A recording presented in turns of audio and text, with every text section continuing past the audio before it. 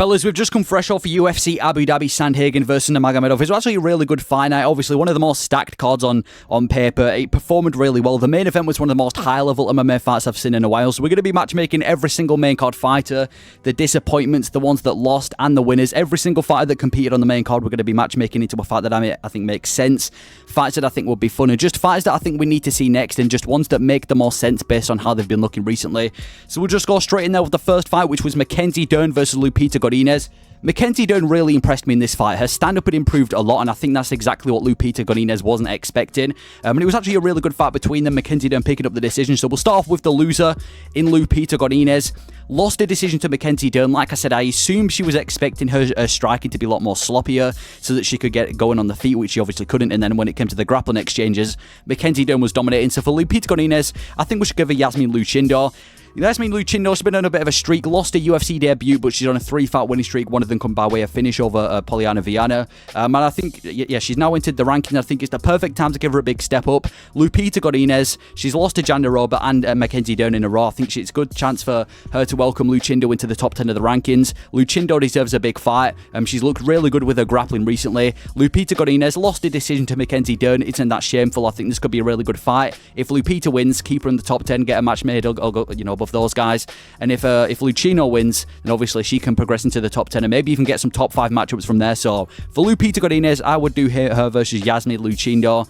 I think this could be somewhere on a fight night maybe a fight night main card, maybe the prelim of like a stacked fight night. We'll have to see. But Lupita Godinez, Yasmin Lucindo. Then for Mackenzie Dern, got the win, looked really good in that fight. Her striking seemed to have improved a lot. Now the problem with Mackenzie Dern is that, well, I think she should fight the winner of Robertson and Pinheiro. And now the reason, I know these guys are ranked lower than Mackenzie Dern, and Mackenzie Dern's coming off a win, but the problem is she has lost to everybody ranked above her. Like, you look at everyone ranked above Mackenzie Dern, she has lost to nearly everybody ranked above her, some of them in embarrassing fashion as well. And I don't think getting one win over Godinez by decision, even though it was a good win and she looked a lot more impressive than other fights, I don't think that should grant her a big fight. So I think she should fight the winner of Jillian Robertson and Pinheiro. Now, if Jillian Robertson can beat Pinheiro, she's going to be on a 3-fight winning streak. She looked really, really, really dominant against Gomez at UFC 303. And if she can beat Pinheiro as well, I think Mackenzie Dern versus Jillian Robertson will be an extremely high-level grappling matchup between the two of them. They're both two high-level jiu-jitsu experts, two high-level grapplers, and I think on the ground this would be a really interesting fight. And then if it cancels out, we can see how good Mackenzie Dern's striking actually has improved when she faces Jillian Robertson on the feet. That's if Jillian Robertson beats Pinheiro, and I think this is going to be a really high-level grappling matchup between Mackenzie Dern and Jillian Robertson, and it would be a good fight as well. Mackenzie Dern, say what you want about her, but she's usually in really interesting fights. Jillian Robertson's last fight was super interesting. Let's book this fight, and if Robertson loses and it's Luana Pinheiro, I think we should give Pinheiro a chance. She lost a rib ass, she lost a hill, but if she can beat Jillian Robertson, which is a really good win, especially with how Jillian Robertson's been looking recently, I think we should give her a shot against Mackenzie Dern. Again, similar situation. If she can beat Mackenzie Dern, she stays in the top 10, or she gets, to get in the top 10. And if Mackenzie Dern can beat Pinheiro, let Mackenzie Dern fight up. I think she deserves maybe a rematch or someone fresh. So I'd do Mackenzie Dern versus Pinheiro or Jillian Robertson based on whoever wins that fight. The next fight we had is Tony Ferguson versus Michael Chiesa. Definitely the lowest point on the card. Watching Tony Ferguson, I don't really know what to say, because I feel like we say the exact same thing at every single Tony Ferguson fight. He doesn't need to be fighting anymore, and that's exactly the case. Chiesa submitted him in the first round. Horrible performance from both of them. So for Tony Ferguson, just retire. You know what I mean? This isn't news. We've been saying this ever since the Michael Chandler knockout loss. I was saying this before the Bobby Green fight, before the Pimlet fight, before the Chiesa fight, and now after the Chiesa fight.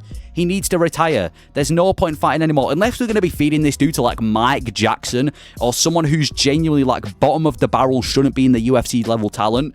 I just don't really know why he's still fighting. He's on an 8-fight losing streak. He's now just broke the record for the longest losing streak consecutive in the UFC history, which is just such a Tony Ferguson thing to do. Maybe he was trying to break that record and now the title run's incoming. But yeah, just retire, man. He didn't. I don't need to tell you this stuff, but he looked horrible out there. His reaction time was disgusting. He's 40 years old. He got taken down and pretty much easily submitted by Michael Chiesa. But we all knew this anyway coming into this fight. So I think he should just retire. We've been saying this before he actually throws his legacy down the drain and pushes it down even further, or before he gets seriously damaged and develops even more CTE to the brain that he's already got. let's just let Tony Ferguson retire. It's not even got to the point where I'm like, yeah, maybe if we feed Tony Ferguson to this guy, it might be a fun fight. No, I've gone past that now. I just don't really have any interest in watching Tony Ferguson fight because all it brings is disappointment. It's not even like he looks good and he falls short. He doesn't look good. It's disappointing. He should retire from the sport. And for Michael Chiesa, again, he's not really in the best position. Well done. You beat Tony Ferguson. You couldn't get going on the feet at all. You look slow as well. And you're like 36 years old. Let's give him Alex Morono. Let's give him somebody else who's like bottom of the barrel welterweight talent. He's lost 2 out of his last 3. Lost to Buckley and lost that recent fight to Nico Price, which, let's just say this, he looked absolutely horrible against Nico Price. Him and Nico Price both equally looked horrible on the main card of 3 or 2. So I think let's see who can perform worse. Michael Chiesa, Alex Morono, one of the lowest level welterweight fights you can do. Stick it on the prelims of a pay-per-view. I don't really care where you stick it, but Morono, Chiesa, low level fight. If Chiesa can beat Morono, maybe we're being a bit too harsh on Chiesa because, to be honest, he has been losing to the top guys like Luque, Brady and Holland. So if he can beat Ferguson and Morono, maybe we then give him someone closer to the rankings. And if Alex Morono can beat Chiesa, again, same for Chiesa, because to be fair to Morono, the fight with Nico Price was on short notice. But Chiesa, Morono, let's talk about low-level fights. That is definitely one of them. But yeah, I don't really have any interest in watching Ferguson fight again, and I don't really want to see Chiesa against these top guys. Marlon Vera versus Davison Figueiredo. Really, really close fight between the two of them. Davison Figueiredo definitely took 2 of the rounds. Good round 2 from Marlon Vera. We'll start off with Marlon Vera, the loser. He's now lost 2 in a row to Sean O'Malley and to Davison Figueiredo. Not the best position, but I still think he's top 10 worthy. So for Marlon Vera, let's do him versus Song Yadong. It's very evident that Marlon Vera shouldn't be near the belt. Now, I know these guys have fought before. They fought back in 2020, but the first reason I think this fight should be next is because there's genuinely nobody else for Marlon Vera in the top 15, because he's either fought everybody or it just doesn't make sense. So I think him versus Yadong makes the more sense in a rematch. The results of the first fight was very questionable as well, so I think we do Marlon Vera, Song Yadong number 2 for the fight that, obviously, well, we've seen it before, but there's no one else for Marlon Vera. It could be fun. Let's just see it. It might sound harsh. He got demolished by Sean O'Malley. He just lost to Davison Figueiredo. He got dominated by Corey Sandhagen. He would get absolutely scrambled by Nurmagomedov and Merab. It's very evident that he shouldn't be in the top 5 area. Some people might be saying Peter Yan. I don't think that should be the fight next, considering Yan's just beat Yadong. I think we should do Marlon Vera versus Yadong. I think this should be the fight next. This could be a really interesting matchup on the feet. 2 high-level, dangerous strikers going at it. I think this would make for a banger of a matchup, maybe like a fight night main event. Song Yadong's in that same position where he's shown that he's not really top 5 worthy by losing to Peter Yan and losing to Marlon Vera.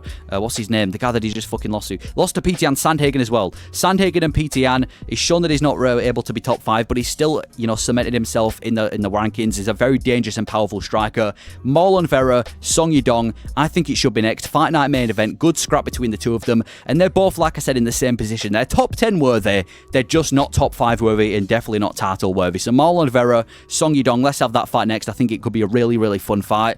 And then for the winner, Davison Figueiredo, I want to do him versus PT, and he called for the belt. No, he shouldn't be calling for the belt. There's just too big of a queue in the bantamweight division. We've got Umar Nurmagomedov. I mean, we've got Merab, who's going to be fighting for the belt next. Then we've got Umar Nurmagomedov, who's right behind Merab, who's going to be getting the next shot. I don't think we should just keep queuing up these bantamweights in the top 5, because then we're going to have a division where it's just not moving.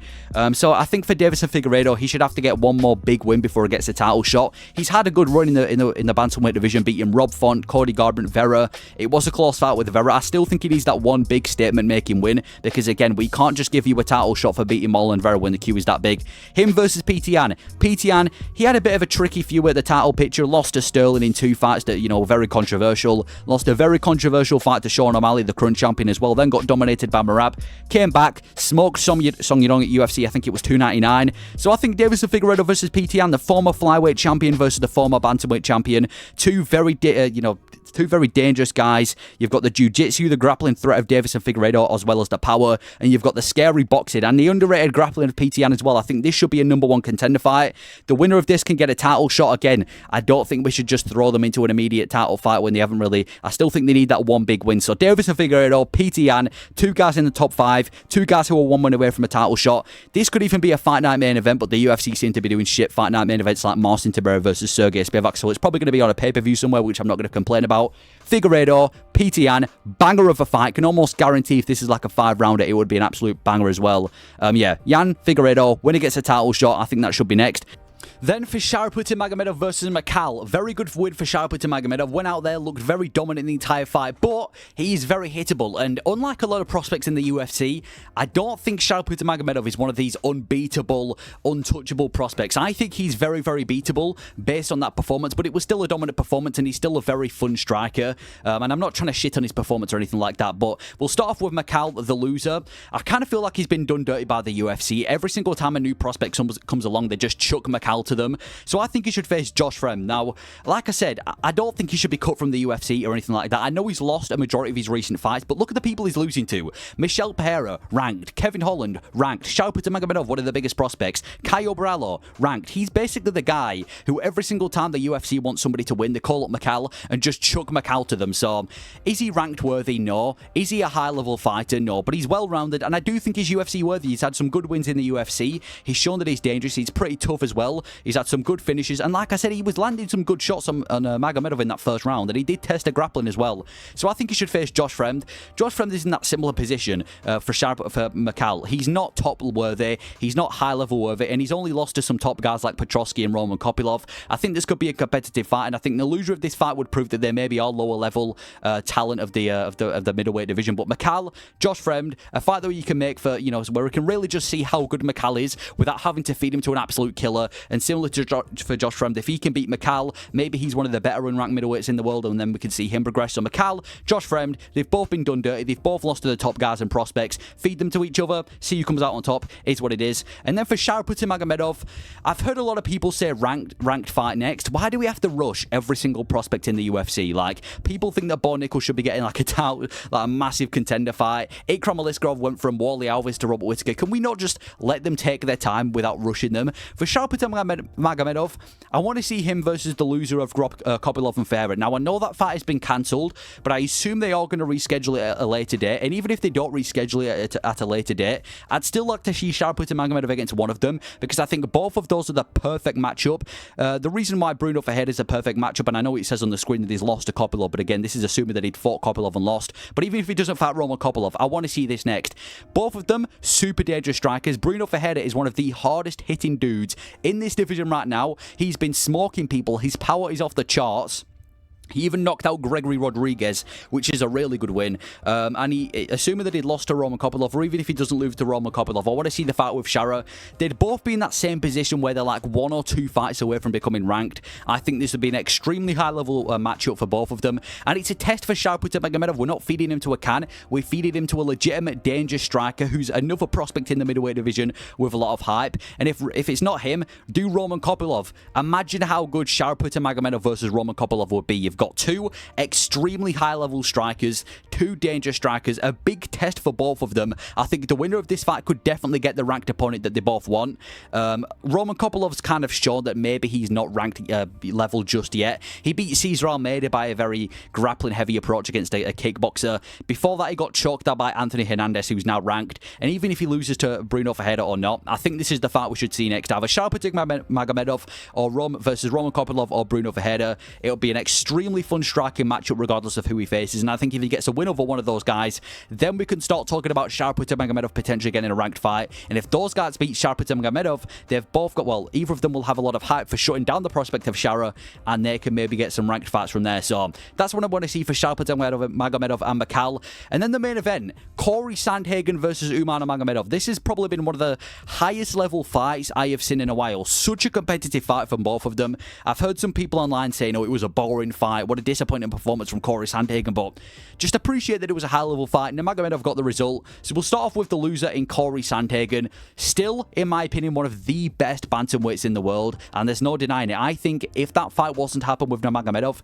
he really has champion potential. You know, I think if whatever, just give him Aldo and Bautista. I no need to be storing over me words over fucking Corey Sandhagen, but give him Jose Aldo and Mario Bautista. Now, both of these guys are going to be fighting, I think, at UFC 307, and I think the winner of that fight should face Corey Sandhagen for an opportunity to get into a #1 contender fight. Now, I know he's fought Mario Bautista before, and we'll get onto that. So, for Jose Aldo, If Jose Aldo can beat Mario Bautista, I don't want to see Jose Aldo face any prospects. He did that with Jonathan Martinez, beat him. If he can beat a big prospect in Mario Bautista, why are we feeding into any more prospects? Let's give him Corey Sandhagen, a top 5 fighter, somebody that can potentially secure a title shot for Jose Aldo. And I think this would be a really fun fight. Imagine how high level this would be. Jose Aldo versus Corey Sandhagen. This would undoubtedly be one of the most high level fights you can make in MMA. And I think this would just show how high level the bantamweight division is. I genuinely wouldn't know who to pick.